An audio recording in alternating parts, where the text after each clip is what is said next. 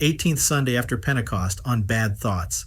And Jesus, seeing their thoughts, said, "Why do you think evil in your hearts?" Matthew 9:4. In the gospel of this day, it is related that a paralytic was presented to Jesus Christ that he might heal him. The Lord healed not only his body, but also his soul, and said to him, "Be of good heart, son, thy sins are forgiven thee." Some of the scribes, as soon as they heard these words, said in their hearts, "He blasphemeth." But our Savior soon let them know that he saw their evil thoughts, saying, "Why do you think evil in your hearts?" Let us come to the subject of this discourse. God sees the most secret evil thoughts of our hearts. He sees and punishes them. Human judges forbid and chastise only external crimes, for men only see what appears externally. Men seeth those things that appear, but the Lord beholdeth the heart. 1 Kings 16:7. God prohibits and punishes bad thoughts. We shall examine in the first point when bad thoughts are sinful, in the second, the great danger of bad thoughts when indulged, and in the third, the remedies against bad thoughts.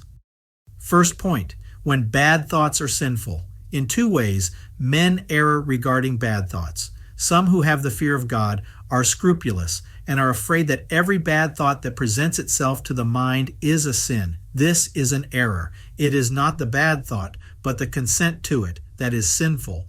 All the malice of mortal sin consists in a bad will, in giving to a sin a perfect consent, with full advertence to the malice of the sin. Hence, St. Augustine teaches that where there is no consent, there can be no sin. Though the temptation, the rebellion of the senses, or the evil motion of the inferior parts should be very violent, there is no sin as long as there is no consent. When bad thoughts are sinful, even the saints have been tormented by temptations. The devil labors harder to make the saints fall than to make the wicked sin. He regards the saints as more valuable prey. The prophet Habakkuk says that the saints are the dainty food of the enemy. Through them, his portion is made fat and his meat dainty. Habakkuk 1:16. And therefore the prophet adds that the evil one stretches out his net for all to deprive them of the life of grace, and that he spares no one.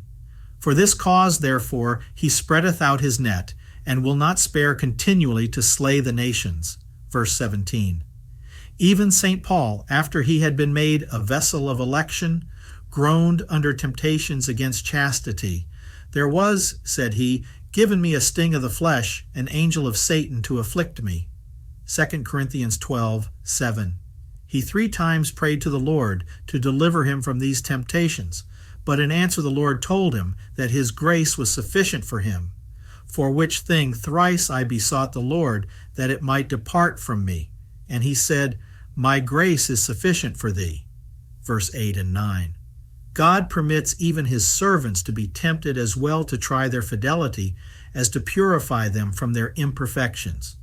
And for the consolation of timid and scrupulous souls, I will here state that according to the common opinion of theologians, when a soul that fears God and hates sin is in doubt whether she gave consent to a bad thought, she is not bound as long as she is not certain of having given consent to confess it, for it is then morally certain that she has not consented to it. Had she really fallen into grievous sin, she would have no doubt about it, for mortal sin is so horrible a monster that it is impossible for him who fears God to admit it into the soul without his knowledge. Others, who are not scrupulous, but are ignorant and have lax consciences, think that evil thoughts, though willfully indulged, are not mortal sins unless the act is consummated. This is an error worse than the former. What we cannot lawfully do, we cannot lawfully desire. Hence it is that a bad thought to which a person consents has the same malice as the bad act. As sinful works separate us from God, so also do sinful thoughts. Perverse thoughts separate us from God. Wisdom 1:3. And as all bad actions are known to God, so also he sees all evil thoughts and will condemn and punish them. The Lord is a God of all knowledge, and to him are thoughts prepared. 1 Kings 2:3. However, all bad thoughts are not equally sinful, nor have all those that are sinful equal malice. In a bad thought, we may consider three things: the suggestion, the delectation, and the consent.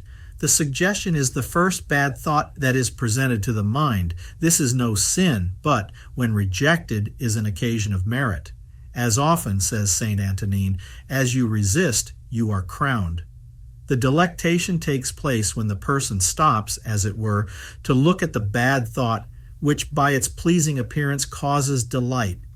Unless the will consents to it, this delectation is not a mortal sin, but it is a venial sin, and if not resisted, the soul is in danger of consenting to it.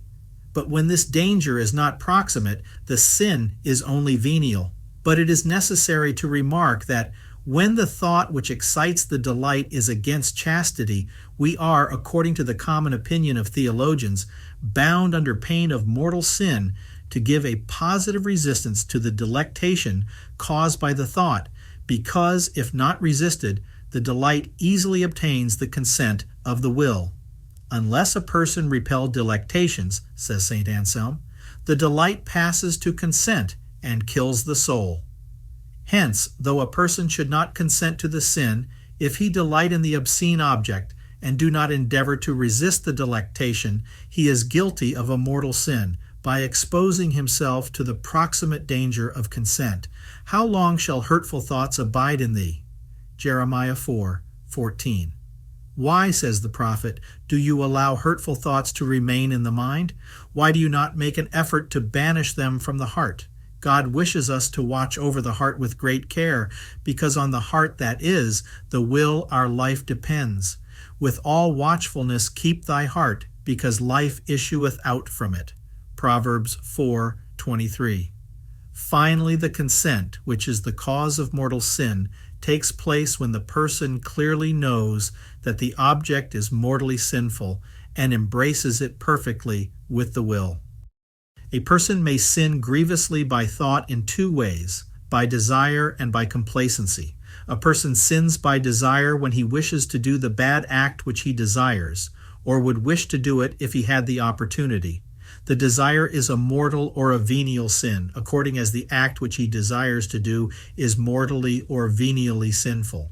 However, in practice, the commission of the external act always increases the malice of the will, either because it ordinarily increases the complacency which the will indulges, or causes it to continue for a longer time.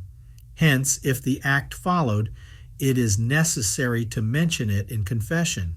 A person sins by complacency when he does not desire to commit the sinful act, but delights in it as if he had committed it. This complacency is called morose delectation. It is called morose not because the complacency in the thought of the unchaste acts lasts for a considerable time, but because the will dwells with delight on the thought. Hence, the sin of complacency may, as St. Thomas teaches, be committed in a moment. He says, willfully to remove scruples from persons of timorous conscience who suffer against their will certain carnal motions and delights, although they do all in their power to banish them. Though the inferior part should feel a certain delight, as long as the will does not consent, there is no sin, at least no mortal sin. I repeat with St. Augustine that what is not voluntary is by no means sinful. In temptations against chastity, the spiritual masters advise us not so much to contend with the bad thought as to turn the mind to some spiritual or at least indifferent object. It is useful to combat other bad thoughts face to face, but not thoughts of impurity. Second point, the great danger of bad thoughts. It is necessary to guard with all possible caution against all bad thoughts, which are an abomination to God. Evil thoughts are an abomination to the Lord. Proverbs 15:26. They are called an abomination to the Lord because, as the Holy Council of Trent says, bad thoughts, particularly thoughts against the 9th and 10th commandments, sometimes inflict on the soul a deeper wound and are more dangerous than external acts. They are more dangerous on many accounts. First, because sins of thought are more easily committed than sins of action. The occasions of sinful acts are frequently wanting, but sins of thought are committed without the occasion. When a soul has turned her back on God, the heart is continually intent on evil, which causes delight, and thus multiplies sins without number. All the thought of their heart was bent upon evil at all times. Genesis 6:5. Secondly, at the hour of death, sinful actions cannot be committed, but we may then be guilty of sins of thought, and he who has had a habit of consenting to bad thoughts during life will be in danger of indulging them at death, for then the temptations of the devil are most violent. Knowing that he has but little time to gain the soul, he makes great efforts to bring her into sin. The devil is come down unto you, having great wrath, knowing that he hath but a short time. Apocalypse 12:12. Being in danger of death, Saint Eleazar, as Surius relates, was so severely tempted with bad thoughts that after his recovery he said, "Oh, how great is the power of the devils at the hour of death." The saint conquered the temptations because he was accustomed to reject bad thoughts, but miserable the man that has contracted the habit of committing them. Father Segneri relates that a certain sinner indulged evil thoughts during life. At death, he made a sincere confession of all his sins and was truly sorry for them. But after death, he appeared to a person and said he was damned. He stated that his confession was valid and that God had pardoned all his sins, that before death the devil represented to him that should he recover from his illness, it would be an act of ingratitude to forsake a certain woman who had a great affection for him. He banished the first temptation. A second came, which he also rejected, but having continued to think on it for a little, he was tempted a third time, yielded to the temptation, and thus he was lost.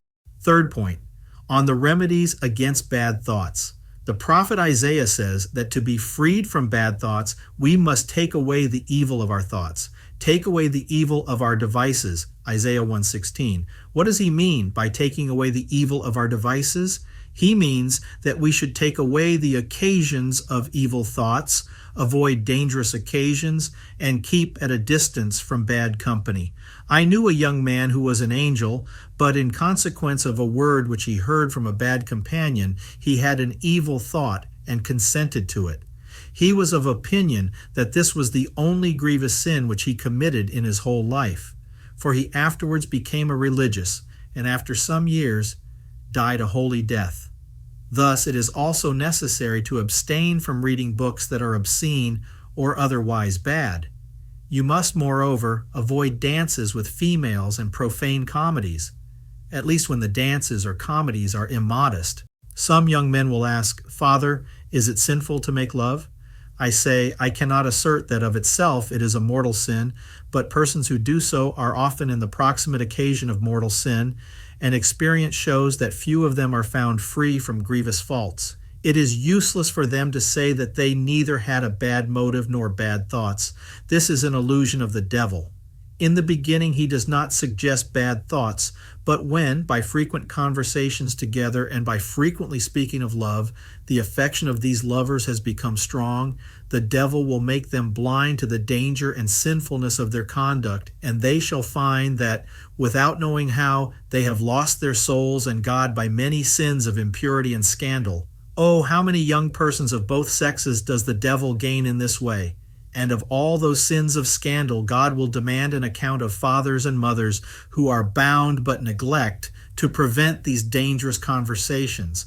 Hence they are the cause of all these evils, and shall be severely chastised by God for them. Above all, in order to avoid bad thoughts, men must abstain from looking at women, and females must be careful not to look at men. I repeat the words of Job, which I have frequently quoted, "I made a covenant with my eyes that I should not so much as think upon a virgin." Job 31:1. He says that he made a covenant with his eyes that he would not think. What have the eyes to do with thinking? The eyes do not think. The mind alone thinks. But he had just reason to say that he made a covenant with his eyes that he would not think on women. For St. Bernard says that through the eyes the darts of impure love, which kills the soul, enter into the mind. Hence the Holy Ghost says, "Turn away thy face from a woman dressed up." It is always dangerous to look at young persons elegantly dressed, and to look at them purposely and without a just cause is at least a venial sin. When thoughts against chastity, which often occur without any immediate occasion, present themselves, It is, as I have said, necessary to banish them at once without beginning to argue with the temptation. The instant you perceive the thought, reject it without giving ear to it or examining what it says or represents to you.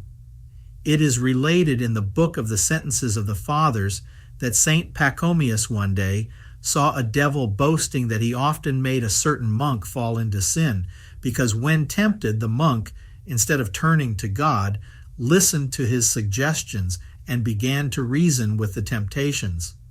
But the saint heard another devil complaining that he could gain nothing from the monk whom he tempted, because the monk immediately had recourse to God for help, and thus he was always victorious. This is the advice of Saint Jerome. As soon as lust shall suggest evil, let us exclaim, "The Lord is my helper." Should the temptation continue, it will be very useful to make it known to your confessor. St. Philip Neri used to say that a temptation disclosed is half conquered. In assaults of impurity, some saints have had recourse to very severe mortifications. St. Benedict rolled his naked body among thorns. St. Peter of Alcantara threw himself into a frozen pool. But I consider the best means of overcoming these temptations to be to have recourse to God, who will certainly give us the victory. "Praising, I will call on the Lord," said David, "and I shall be saved from my enemies." Psalm 17:4.